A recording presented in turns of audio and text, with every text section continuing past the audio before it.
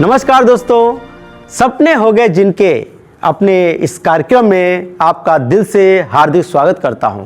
दोस्तों, आज के इस कार्यक्रम के हमारे विशेष अतिथि हैं ऐसी शख्सियत जो 40 वर्ष पहले खेतों में घास काटा करते थे। उन्होंने अपने संघर्ष में जीवन बिताकर अपनी ऊंचाई को आसमान तक फैला दिया। आज देश दुनिया में उनके ट्रेनिंग किए हुए बच्चे 5000 पायलट इस पूरे देश और विदेशों में हैं।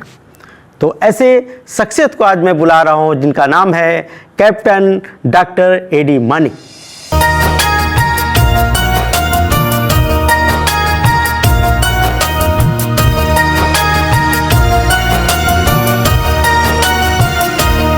जिनकी चाहत और लगन से, जिनकी मेहनत और जतन से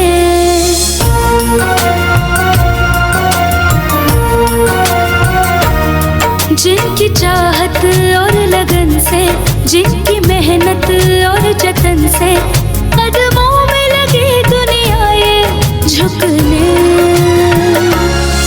सपने जिनके हो गए अपने, सपने जिनके हो गए अपने, सपने जिनके हो गए अपने। मानिक साहब, मेरा एक प्रश्न है। आपके जो जीवन का जो संघर्ष रहा है, मैंने उसको पढ़ा है, देखा है। एक गरीब परिवार से एक बच्चे का जो एक दौर में खेत में घास काटे करते थे, ऐसे बच्चे का एक पायलट बन जाना और दुनिया में अपना नाम रोशन करना, ये कैसे आप कर पाए? ये जो कहानी है जी 1972 से शुरू होती है। अच्छा जी। गुजरात, मानेकपुर, छोटा सा गांव जहाँ बस भी नहीं जाती है, रोड नहीं है, ऐसे गांव में मैं पला हूँ। जी। और आमदनी के लिए, रोजगार के लिए कोई व्यवस्था नहीं है, तो हम मजदूरी किया करते थे। पूरा परिवार मजदूर है जी। और एक दिन मजदूरी करते करते मैंने आसमान में हवाई जहाज़ को देखा उड़ते हुए। जी। और उस दिन मैंने संकल्प लिया था एट द एज ऑफ 12 साल की उम्र में, मैं बड़ा होकर मैं पायलट बनूंगा। बट मैं क्या बताऊं कि वो जो सपना था ना, वो साकार करने के लिए मुझे 16 साल लगे। उसके 16 साल के दौरान बहुत सारे एपिसोड हुए। जी। फिर मैं वहाँ से आ गया मुंबई। जी। मुंबई में झुपड़पट्टी में रहा करता था मैं, कुरार विलेज, मलाड। जी। जी। पिताजी चपरासी थे, छोटी सी खोली थी, उसको हम खोली बोलते थे। जी। पढ़ना था लेकिन पैसे नहीं थे, इनकम इतनी नहीं थी। पिताजी अकेले कमाने वाले थे, 8 लोग खाने वाले थे, तो मैंने भी काम करना शुरू किया। जी। जी। मलाड के कुरार विलेज में एक कोना हुआ करता था, वहाँ पर मजदूर लोग इकट्ठे रहते हैं सुबह 7 बजे 6 बजे। जी। और कॉन्ट्रैक्टर आकर के मजदूर को ले जाता था। जी। तो मैंने भी वहाँ जाकर बैठना शुरू कर दिया। अच्छा। और फिर मैंने शुरू किया काम करना। अच्छा। हाँ, मलाड वेस्ट मारवे रोड पे उस ज़माने में बड़ी बड़ी सोसाइटी बिल्डिंग बना करती थी। जी। तो वहाँ जाकर के मैं ईट उठाता था, लोखंड डालता था, ओके। सीमेंट उठाता था, जी। कुछ पैसे कमाता था, फी भरता था, पढ़ता था। तो ऐसे करते करते करते मैंने एसएससी पास किया। जी। 12वीं पास की मैंने। जी। मेरे लिए दिक्कत बहुत बड़ी थी, लैंग्वेज प्रॉब्लम, क्योंकि मैं गुजरात से आ रहा था। जी। जी। गुजरात में न तो मैं हिंदी पढ़ी थी, न तो मराठी, न तो इंग्लिश। जी। तीनों सब्जेक्ट मेरे लिए 3 पहाड़ जैसे थे। पहाड़ ऐसे थे। तो सबसे बड़ा पहाड़ इंग्लिश का था। इंग्लिश। मराठी हिंदी तो कैसे भी मैंने समझ लिया और थोड़ा मैंने कोशिश जी। की। जी बिल्कुल। मेरी टीचर आकर के लिखती थी बोर्ड पे, और मेरे लिए वो ड्राइंग था, वाह। और मैं वैसे ही कॉपी करता था। क्या है मुझे पता नहीं कि वो क्या है, ये मेरी हालत थी। ओह। और हर दिन मुझे पनिशमेंट मिलता था क्योंकि मैं होमवर्क नहीं करता था। मेरे पिताजी ट्यूशन के लिए भेज नहीं सकते क्योंकि पैसे नहीं थे। राइट। तो एक दिन मुझे क्लास से बाहर निकाल दिया। मैं गैलरी में खड़ा हूँ, रिक्शा जा रही है, लोग जा रहे हैं, मैं देख रहा हूँ। फिर एक मेरी नज़र गिरी एक चिड़िया पे। अच्छा। वो अपने छोटे छोटे बच्चों को उड़ना सिखा रही थी। क्या वो चिड़िया उड़ रही है, वो बच्चे भी उड़ने की कोशिश कर रहे हैं, और कोशिश करते करते बार बार फेल भी हो रहे हैं, वो गिर रहे हैं। 45 मिनट का पीरियड रहता है, तो 45 मिनट में क्या करूँ, मैं देखते रहता हूँ कुछ। तो फिर मैंने देखा एक चिड़िया सिखाते सिखाते फिर वो बच्चे सीख जाते हैं, और वो छोटे छोटे पंछी उड़ने लगते हैं। उड़ने लगते। एंड दैट गेव मी क्या आइडिया क्या बात। कि इतनी छोटी सी जान हाँ। अगर इतनी कोशिश करती है तो उड़ सकती है, तो मैं क्यों नहीं कर सकता हूँ। क्या बात है। तो गुरु कोई व्यक्ति नहीं है, ये तत्व है। तत्व है। और ये तत्व मैंने वो चिड़िया में देखा मैंने। क्या बात है। एट द एज ऑफ 13-14 मैंने वो लेसन अपने आप स्फूर्णा हुई मुझे, आपने सेल्फ रियलाइजेशन आपने फील किया। फील किया मैंने। और मैंने फिर ताकत लगाई, मजदूरी जारी रखी, मैंने पढ़ाई किया। इंग्लिश नहीं आती थी तो मैं टूरिस्ट गाइड बन गया। अच्छा। क्योंकि मैं जब बोलता था घर में या आजू बाजू लोगों के साथ, दोस्तों के साथ, लोग हंसते थे। मेरी अंग्रेजी इतनी अच्छी नहीं थी ना, ग्रामर मुझे पता नहीं है। तो फिर मैंने सोचा कि क्या करूं मैं, कैसे इसको इम्प्रूव करूं। तो मैंने हैंगिंग गार्डन उस जमाने का, जी हाँ जी। फिर Chowpatty, Chowpatty, gateway of India, वहाँ जाके बैठा रहता था। अच्छा। जो फॉरेनर आते थे उससे मैं बात किया करता था। अरे मैं पैसा भी कुछ मिल जाते थे मुझे, और मेरी इंग्लिश भी अच्छी होती थी। क्या बात। I found out the way कि कैसे इंप्रूव किया जाए। क्या बात। क्या बात। ऐसे करके मैंने इंग्लिश पे कमांड कर दिया। क्या बात जी। फिर मैंने इंग्लिश मूवी देखना शुरू किया। अच्छा। करीबन मैंने उस ज़माने में हर संडे मूवी लगती थी, न्यूरा थिएटर, सवेरा थिएटर, मलाड, और उसकी जो ये थे स्टॉल की टिकट 90 पैसा था, 90। वैसे मैंने 100 से ऊपर मूवी देख डाली। अच्छा। तो लोग मुझे हंसते थे कि तू क्या, तुझे इंग्लिश तो आती नहीं है और तू क्या इंग्लिश मूवी देखने जा रहा है। बट मैंने सोचा कि जब बच्चा पैदा होता है तो पहले क्या सीखता है, सुनना, राइट, देखना और सुनना, देखना और सुनना। और मैंने प्रैक्टिस की मूवी से जी लफ्ज़, प्रोनाउंसिएशंस, पंक्चुएशंस, जी वो वैसे करके मैंने ग्रामर अपना पक्का किया। जी जी टाइम्स ऑफ इंडिया एक रहता था, एक बार जी। पूरा हफ्ता पढ़ता था, क्योंकि जी। इतने पैसे नहीं कि but times of India daily हम पढ़े। जी जी जी। ऐसे करते करते करते मैं इंग्लिश पे काबू लिया। फिर कॉलेज में एडमिशन लिया, हाँ ग्रेजुएट हो गया, जी। और ऐसे करते करते मैं आगे पढ़ा। आप एजुकेशन के बाद में आपका जो पायलट बनने का जो सफ़र रहा, वो कैसे, इसकी शुरुआत कैसी हुई, आपने कैसे आगे काम किया? वो पायलट बनने का जो क्वेश्चन था और सवाल था या सपना था, वो तो बचपन से ही था। जी जी और मुझे पूरी मतलब ख्वाहिश थी और पूरी आशा भी थी कि मुंबई जैसे शहर में आया हूँ तो कुछ तो रास्ता निकलेगा। जी जी बट कुछ दिखाई नहीं दिया मुझे, दूर दूर तक कुछ दिखाई नहीं दिया। जी जी जी। तो कॉलेज के दौरान मैंने एनसीसी ज्वाइन कर ली, अच्छा, national cadet course, okay, armoured squadron army में। वाह, और उसमें मैं इतना मतलब इन्वॉल्व हो गया, I became the best cadet of Maharashtra state. अरे वाह, और मुझे सुनील गावस्कर जी के मामा जी, जी माधव मंत्री, उस जमाने के क्रिकेटर, उनके हाथ से गोल्ड मेडल दिया गया। अरे वाह, और ये न्यूज़ जो है पेपर में आई। अच्छा, पत्रकार साहब ने पूछा कि भाई आप एनसीसी में हो, ग्रेजुएट हो, सी सर्टिफिकेट है, तो आप आर्मी में जाओगे? तो मैंने कहा नहीं, वैसे मैं कैपेबल हूँ आर्मी में जाने के, लेकिन मुझे नहीं जाना है। तो क्यों नहीं जाना है? तो मैंने बताया मुझे पायलट बनना है, लेकिन मुझे वो भी पता है कि मैं बन नहीं पाऊँगा, ओके, क्योंकि मेरे पास पैसा नहीं, विटामिन एम नहीं है, जी इन्फॉर्मेशन नहीं थी। तो मैंने प्राप्त की, गाइडेंस प्राप्त किया, जी, कुछ लोग मिले मुझे, मोटिवेशन वाले भी मिले, बट सबसे बड़ा प्रॉब्लम था मनी का, पैसे का। तो मुझे पता था कि मैं एक पायलट नहीं बन पाऊंगा। तो वो सेम एज इट इज पत्रकार ने छाप दिया न्यूज़पेपर में। हो, और एक इंसान जी जिसको मैं मसीहा बोलूँगा, जी, हाँ, क्या वो बात, सूरत के बहुत बड़े व्यापारी थे। क्या बात है, मैंने बोला 2 लाख रुपया खर्चा होता है? बोला 2 लाख रुपया खर्चा होता है? आज से 40 साल पहले की बात कर रहा हूँ मैं।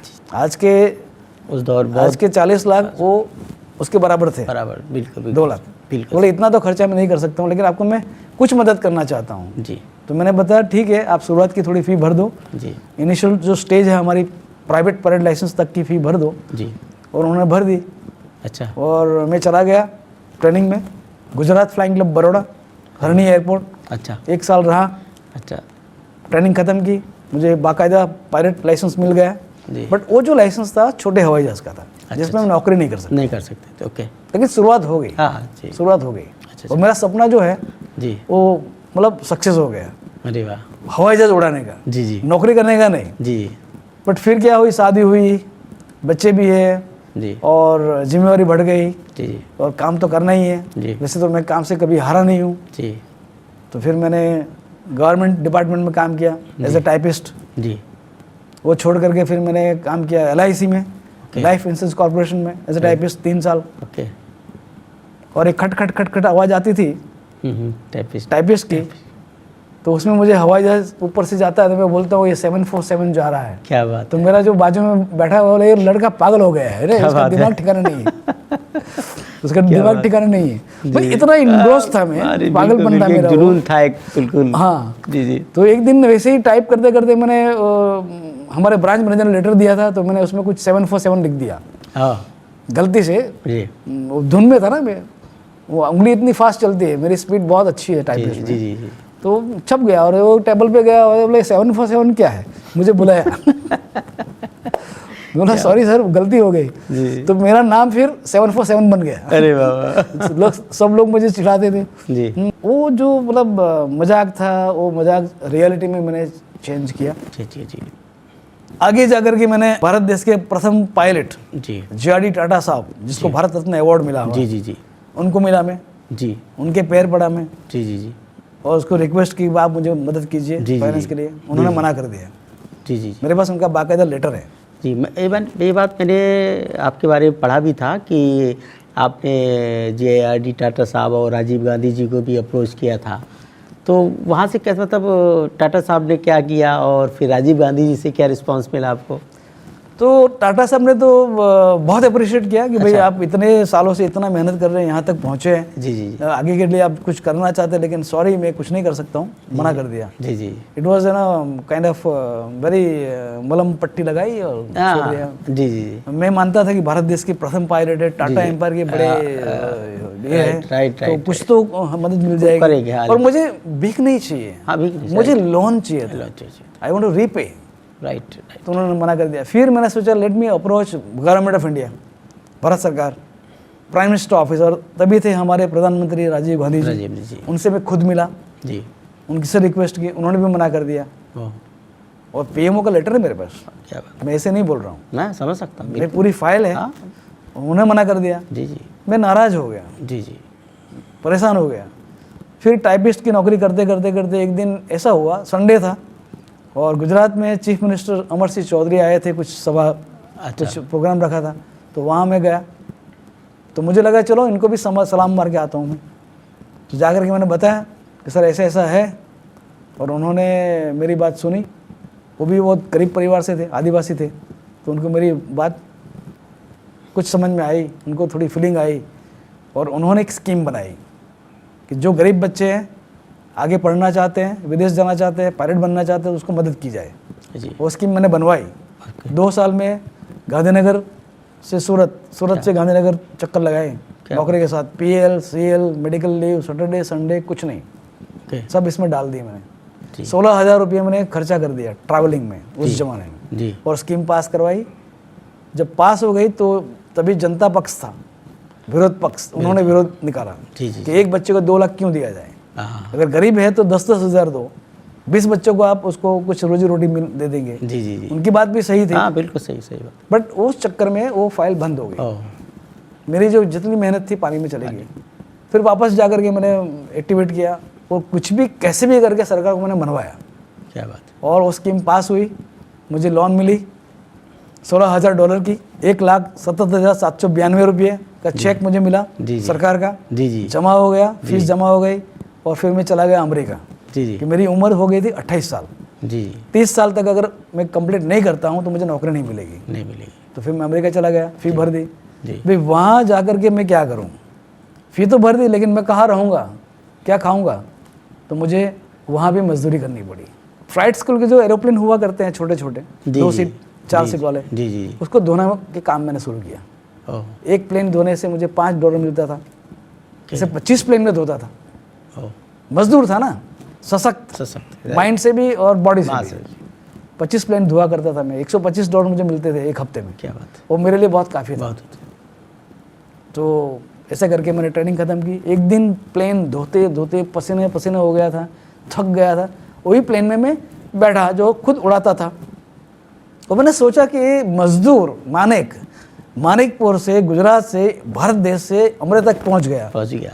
और ये सब मजदूरी कर रहा है कि, तो मेरे जैसे तो लाखों मानिक भारत देश में पड़े हैं, बिल्कुल बिल्कुल वो इधर उधर भाग रहे हैं, भाग रहे हैं। स्ट्रगल कर रहे हैं, तो उनका क्या होगा। क्या तो मैंने वहीं ठान लिया कि मैं इंडिया वापस जा कर के एयरलाइन में नौकरी नहीं करूँगा, जी, मैं एक फ्लाइट स्कूल खोलूँगा, क्या बात, जहाँ पर जो बच्चे मेरे जैसे गरीब है, जो तकलीफ में हैं, जो ढूंढ रहे हैं इधर उधर, उसको मैं कुछ अच्छी शिक्षा दूंगा, इंफ्रास्ट्रक्चर दूंगा और फाइनेंस का भी प्रबंध करूंगा। क्या बात है, और मैंने किया। जी, गवर्नमेंट से मैंने दरख्वास्त की, स्कीम बनवाई सेंट्रल गवर्नमेंट से, जी, स्कॉलरशिप की स्कीम बनाई, जी, स्टेट गवर्नमेंट से मैंने रिक्वेस्ट की, जी, चैरिटेबल ट्रस्ट से मैंने रिक्वेस्ट की। जी, ऐसे करते करते हमने ट्रेनिंग शुरू की और वो स्कूल का नाम है द स्काईलाइन एविएशन क्लब। जी, जी, 35 साल हो गए। क्या बात, अब तक हमने 5000 बच्चे को ट्रेनिंग दी है। क्या बात है सर, वाह, 5000 बच्चे को ट्रेनिंग दी है। बहुत, उसमें 2 मेरे बेटे भी है, हाँ, 2 जी, बेटे मैंने- भी है, दोनों जी, पायलट है। जी, एक इंस्ट्रक्टर है जी, जो सिखाता है जी, स्कूल में, जी, और दूसरा है एयरलाइन पायलट, इंडिगो में इंडिगो, सीनियर है, Senior। Is examiner. ओह, वो सबसे बड़ी पोस्ट होती है एग्जामिनर। जी, वो फ्लाइट सेफ्टी डिपार्टमेंट में है जी, और सबसे youngest examiner commander of India 35 years की एज में वो बन गया अभी।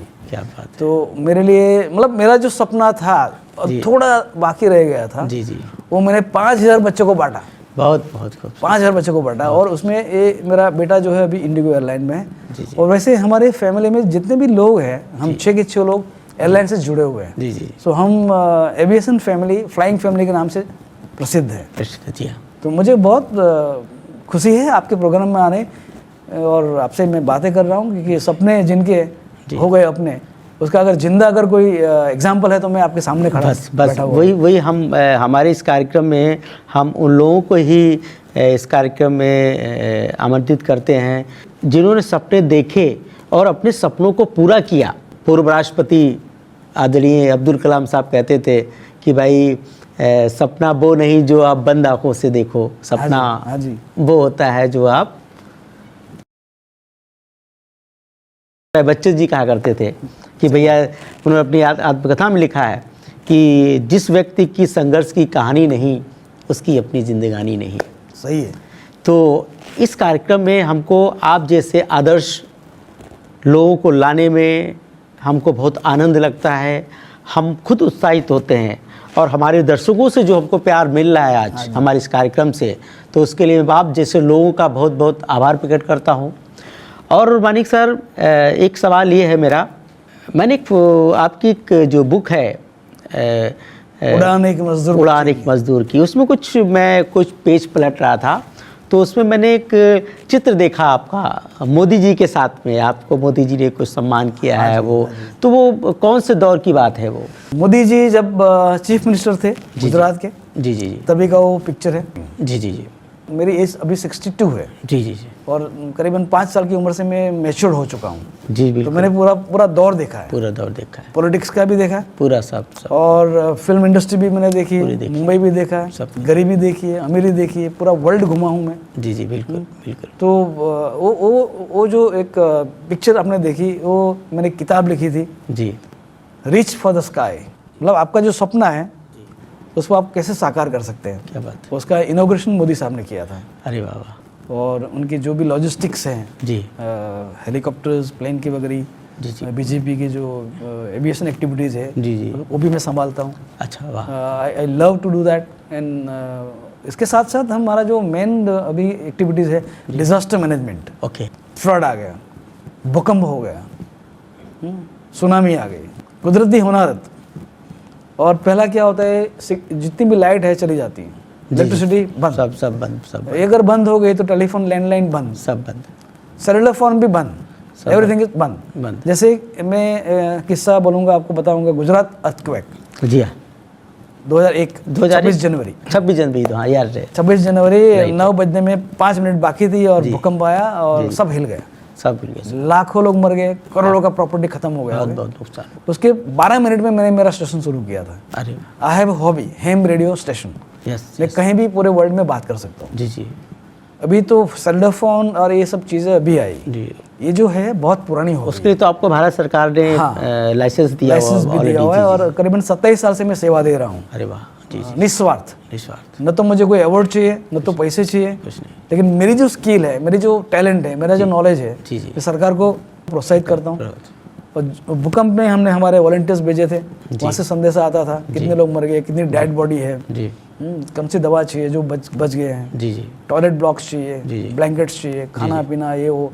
सरकार को पता ही नहीं है कि कहाँ भेजनी है। कहाँ भेजना है? तो वो सब मैसेज मेरे पास आते थे जी। मुंबई में, और यहाँ से मैं मैसेज करता हूँ गांधीनगर सचिवालय में, वहाँ स्टेशन रखा हुआ जी, जी, है, जी। वहाँ से रिपोर्ट्स तैयार होते हैं, फिर कलेक्टर जो है डिस्ट्रिक्ट कलेक्टर वहाँ से वो सामान भेजते थे। जी जी जैसे मैंने 11 दिन काम किया, अच्छा। रात दिन, क्या बात। और ये सब बातें करते करते करते ऐसा हो गया mentally I was so disturb हाँ।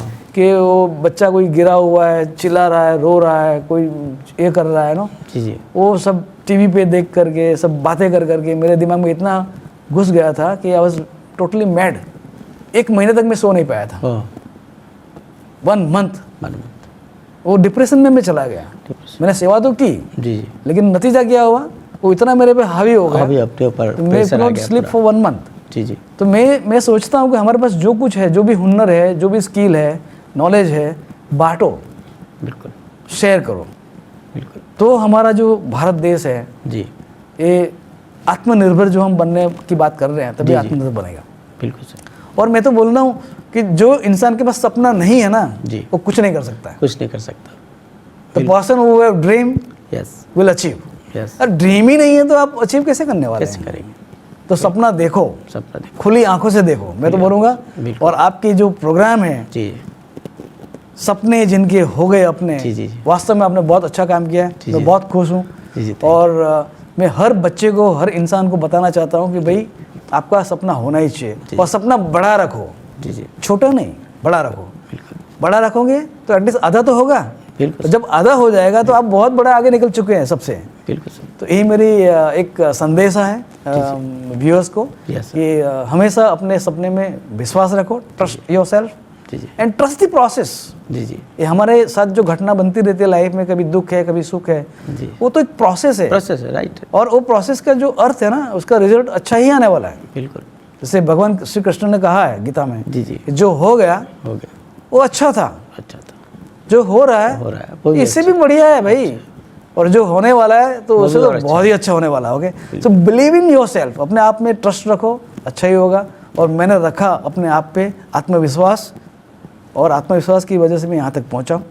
सेल्फ लव, जब तक आप खुद को अपने प्यार नहीं करेंगे, आप में सेल्फ रिस्पेक्ट नहीं आएगी, जी सेल्फ कॉन्फिडेंस नहीं आएगा, राइट, और जब तक ये नहीं आएगा तब तक आप प्रगति नहीं कर सकते। नहीं कर सकते। तो सपने के साथ सेल्फ लव, सेल्फ रिस्पेक्ट बिल्कुल। एंड सेल्फ रिस्पॉन्सिबिलिटी आनी जरूरी है। लेकिन आज मैं आपकी जो स्ट्रगल की जो कहानी सुन रहा था, तो बहुत ही दिल को छूने देने वाली है।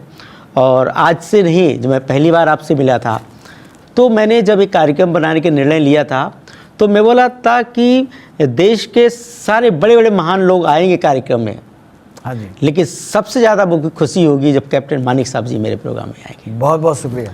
क्योंकि आपकी जो कहानी है, बड़े बड़े लोगों को नसीब नहीं होती है। क्योंकि देखिए, कहानी बनना भी अपने आप में एक नसीब होता है। जी हाँ, कोई एक पैदा हो जाता है, एक व्यक्ति करोड़ों की जायदाद लेकर, उसकी कहानी नहीं लिखी जाती सर। सही है। कहानी आपकी लिखी जाएगी, कहानी रतन टाटा साहब की लिखी जाएगी, कहानी धीरूभाई अंबानी की लिखी जाएगी, कहानी अमिताभ बच्चन जी की लिखी जाएगी, कहानी गांधी जी की लिखी गई है। तो ऐसी कहानियाँ सुनकर हमारी आज की युवा पीढ़ी आगे बढ़े, और मैं चाहता हूँ कि आप कुछ और ऐसे संदेश दीजिए आज की युवा पीढ़ी के लिए, कि आज की युवा पीढ़ी जो है कि इतनी छोटी छोटी बातों पर ये लोग नर्वस हो जाते हैं, सुसाइड कर लेते हैं, कोई घर छोड़ के भाग जाता है। मतलब संघर्ष करने की उनकी क्षमता है आज की युवा पीढ़ी के अंदर, वो शायद कम हो गई, ऐसा मुझको एहसास होता है। कि मैंने पिछले दिनों कई कांड ऐसे देखे हैं कि जिसमें बहुत से आर्टिस्टों ने सुसाइड कर ली, हाँ जी। बहुत से बच्चे जो पढ़ाई में कम नंबर आए तो सुसाइड कर लिया, कुछ अच्छा काम नहीं लगा तो सुसाइड कर लिया। तो कुछ ऐसे बातें आप मुझे, हमारे दर्शकों को बताइए कि आज की युवा पीढ़ी कुछ आपसे और सीखे। अभी हमारे जो प्रॉब्लम्स है, यूथ के प्रॉब्लम जी, इसके बारे में मैं यूथ से जुड़ा हूँ एज इंस्ट्रक्टर। यस यस, 5000 बच्चे को ट्रेनिंग दी है। तो मेरा जो तजुर्बा है और मैंने जो निष्कर्ष जो निकाला है जी। वो ये है कि फिट है तो हिट है। जी, जब आदमी फिट नहीं होता ना तो हिट नहीं होता है नहीं, नेचुरली, बिल्कुल, और जब फेल हो जाता है तो वो नेगेटिविटी आनी शुरू हो जाती है पिछले दरवाजे से। जी, एंड नेगेटिविटी आने के बाद फिर वो इतना थिंकिंग प्रोसेस में चला जाता है जिसको मैं बोलूँगा ओवर थिंकिंग। जी जी थिंक करना चाहिए, ज़रूरी है, बट ओवर थिंकिंग, एक ही बात बार बार आनी माइंड करप्ट कर देती है। जी जी तो जब फिट है तो हिट है का मतलब क्या है? You should be fit enough to fight with situations, with people around, जी विथ टाइम। जी मैं संदेश यही देना चाहता हूँ कि you should be fit. Fit अभी कैसे रहा जाए? और फिटनेस की जब बात होती है तो हम सोचते हैं कि भाई जिम चले जाओ फिट हो जाओगे, अच्छी बात है, बट मेरे लिए जिम के अलावा और 4 चीज़ें हैं, 5 तरह की फिटनेस होनी ज़रूरी है।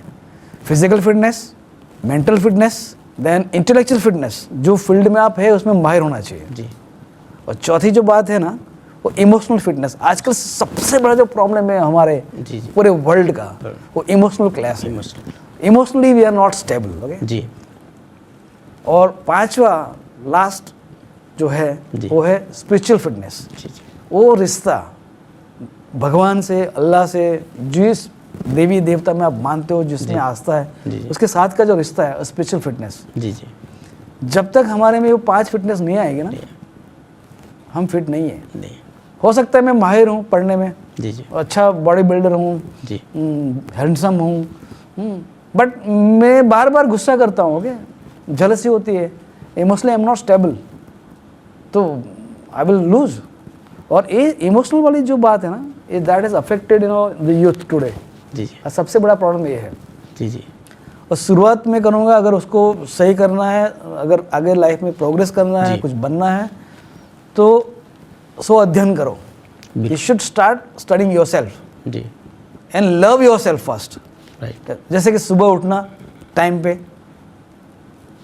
पे सोना। सैम जैसे मैं बोलते रहता हूँ मेरे बच्चों को, ई मार्ट, जैसे आँख खुली तो e mart, E stand for exercise. Right उठ करके शांत से बैठो 2 मिनट, फिर एक्सरसाइज शुरू करो। M stand for meditation, you should meditate. A stand for affirmation, कि मुझे क्या बनना है, क्या करना है, मेरे सपने क्या है, ओके, वो आपके सामने होने चाहिए, अफर्मेशन। बिल्कुल बिल्कुल आर स्टैंड फॉर रीडिंग, पढ़ो। जब तक आप किताब नहीं पढ़ोगे, जब तक आप 2 पन्ने नहीं पढ़ोगे, आपका उद्धार नहीं होने वाला। पढ़ो पढ़ो वो कुछ भी पढ़ो, लेकिन पढ़ो, आपके दिलचस्प जो भी बातें हैं पढ़ो। और last ji T stand for to do list, कि मुझे आज, अभी मैं उठा, आज मुझे क्या क्या काम करना है, और वो लिस्ट रात को सोने से पहले रेडी होनी चाहिए।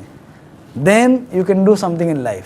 क्या बात तो आप बिजी रहेंगे, आपके पास सपने हैं तो साकार करना है तो आपको मेहनत करनी है। तो ये सब जो अभी जो माहौल है, अभी सुसाइड का, मारामारी का, ये वो जो भी है, लोग कुछ ना कुछ करते रहते हैं, जी एक्सीडेंट भी बहुत होते हैं। जी इज नॉट बिकॉज पर्पस भी होता है, जी because of absent mind, because of over thinking, you know. जी जी तो वो काबू में कभी आएगा जब आपके पास कुछ गोल होगा। जी जब गोल ही नहीं है तो फिर मेहनत नहीं करने वाले मतलब आप फ्री है मतलब आप सोचेंगे। और ये तो मन है ना, उसको तो खाना चाहिए, बिल्कुल। और नहीं मिला तो फिर यहाँ से खाया, वो खाया, जो मिला वो खाना शुरू कर दे। फिर क्या होगा? नेगेटिविटी आने लगती है, everywhere there is a negativity around. तो फिर क्या होगा? Ultimately the product after 1 week, 1 month, 1 year, वो एक नाके पे आ जाता है कि वो कुछ ना कुछ कर डालेगा। फिर जी वो हार गया, हथियार छोड़ दिए, सुसाइड कर लिया। बहुत सारे केसेस में देखते रहता हूँ, टीवी पे, न्यूज़पेपर पढ़ते रहता हूँ। तो मैं ये आपके प्रोग्राम के जरिए सपने जिनके हो गए अपने, वो सपना जो है वो कीवर्ड करके मैं बोल रहा हूँ कि हर एक के पास अपना एक सपना होना चाहिए, और वो सपने को साकार करने के लिए आपको बिजी रहना चाहिए। कोई गलत ख्याल दिमाग में नहीं आएंगे, मेरी गारंटी है। आप फिल्में देखते होंगे? हाँ जी।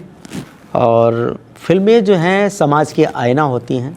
Very good. और कुछ फिल्में समाज को आईना दिखाती हैं, और कुछ फिल्में ऐसे हैं जो समाज को बिगाड़ती भी हैं। एकदम सही बताया। ऐसा भी माहौल है आजकल, चलता भी है ऐसा। तो आप अपने जीवन में ऐसी कौन सी फिल्म या कौन से ऐसे कलाकार से प्रेरित रहे? जीवन में कोई तो आपका एक आदर्श कैरेक्टर रहा होगा लाइफ में, चाहे फिल्म स्टार हो या कोई पॉलिटिशियन हो।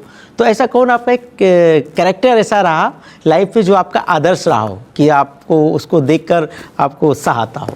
वैसे तो बचपन में फिल्म बहुत देखा करता था मैं जी। अभी बहुत कम हो गई बिजनेस होने की वजह से जी। और फिल्म से ज़्यादा फिल्म के जो गाने होते थे ना साहब, क्या बात है, उन्होंने मुझे बहुत इंस्पायर किया है। मेरे पास घड़ी नहीं थी तो घड़ी जो है मेरी वो ऑल इंडिया रेडियो है, विविध भारती। टाइम पे। पूरा टाइम टेबल मेरे पे जो जो प्रोग्राम आता है उसके हिसाब से मेरा काम चलता है। हाँ, रोटी बनाना, खाना बनाना, कपड़े धोना, नाश्ता करना, वो सब रेडियो पे चलता था। तो बचपन से मैं गाना बहुत सुनता था। जी कुछ याद है मुझे, जी। जैसे गाड़ी बुला रही है, हाँ, सीटी बजा रही है। चाहे बरसात है या धूप है या कुछ भी, लेकिन गाड़ी है तो जाना है, जाना है, उनको चलना है, दौड़ना है। ओके, बुला रही है। तो वो वैसे अच्छे अच्छे गाने ने बहुत इंस्पायर किया। जी जी। और आप जो हीरो की बात कर रहे हैं, एक्टर की बात कर रहे हैं, तो I was very much impress with movie Aradhana. Aradhana, हाँ हाँ, राजेश खन्ना जी की। राजेश खन्ना जी का वो मेरी लाइफ की पहली मूवी थी, ओह वाह, कॉन्सिडेंटली। अच्छा। 1969 में वो रिलीज़ हुई थी। जी जी। मेरी उम्र तभी 8 साल की थी और मैं वैकेशन करने के लिए यहाँ मुंबई में आया था। और मेरे डैडी कस्तूरबा टॉकीज मलाड, हाँ हाँ वहाँ पर वो लेके गए थे, मुझे बराबर याद है। और मैंने देखी थी मूवी। हाँ, तो पूरा अंधेरा हो गया, फिर मूवी शुरू हुई, मैं देख रहा हूँ, पहली बार मूवी देख रहा हूँ। और वो भी मूवी में वो जो कैरेक्टर है वो पायलट ही है, वो पायलट का ही पूरा स्टोरी है। And that was my first movie. I was impressed. गांव में जाकर के मेरे दोस्तों को मैं बताता था कि भाई मैं मूवी देख के आया हूँ। क्या बात। मतलब वो लोग पूछते कि मूवी कैसा होता है और किस तरह से चलता है। वो ऐसा गांव था, गवार अनपढ़ लोग, मजदूर लोग रहा करते थे, छोटा सा गांव, न तो बस जाती है न कुछ नहीं है। तो फिल्म ने बहुत सारा रोल मेरे लाइफ में मतलब महत्व दिया, गाने भी बहुत महत्व दिया। आज मेरे कलेक्शन, मेरे पास करीबन 1000 से ऊपर LPs है, लॉन्ग प्ले रिकॉर्ड्स। क्या बात। वो मैंने सब संभाल के रखी है। आज से 70 ईयर्स पुरानी, 80 ईयर्स पुरानी रिकॉर्ड, सहगल जी, मोहम्मद रफ़ी, लता मंगेशकर, कोई भी बोलो आप, सब मराठी, हिंदी, गुजराती, इंग्लिश की पूरी रिकॉर्ड की कलेक्शन मैंने रखी हुई है। जब भी मैं अपने सोच में पड़ जाता हूँ, कुछ प्रॉब्लम है, तो मेरा जो थेरेपी है ना वो 2 ही है जी। किताब एंड म्यूज़िक। जी। मेरे लिए वो सिरप, टैबलेट और इंजेक्शन का काम करती है। अरे वाह, हाँ, मुझे अकेलापन चाहिए और मुझे किताब चाहिए। क्या बात। किताब पढ़ने का मूड नहीं है तो मैं म्यूज़िक लगा के बैठूंगा और सुनते जाऊंगा, मैं डूब जाऊंगा। जो भी दुख है, जो गम है, वो see the time is there. और मैं आपको और दर्शकों में बोलना चाहता हूँ कि भाई जब तक सांस है ना तब तक लाइफ है। अगर लाइफ है तो सुख भी है और दुख भी है। बिल्कुल बिल्कुल। वो तो इनका एक क्रम है और आता है जाता है। ओके, अगर वो आ रहा है तो मतलब आप जिंदे हैं। एंजॉय लाइफ यार। दुख आया तो भी एंजॉय करो, सुख आया तो भी एंजॉय करो।